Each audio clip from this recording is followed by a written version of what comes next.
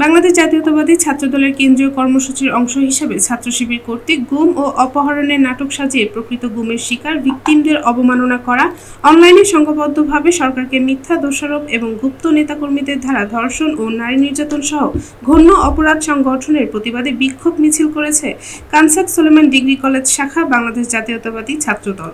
রবিবার 14 জুন বিকেলে এই কর্মসূচি পালন করা হয়। জামায়াত শিবিরের নোংরামির রাজনীতির তীব্র প্রতিবাদ জানিয়ে তাদের সকল অপকর্মের দাঁত ভাঙা জবাব দেওয়ার হুঁশিয়ারি দেন ছাত্র নেতারা।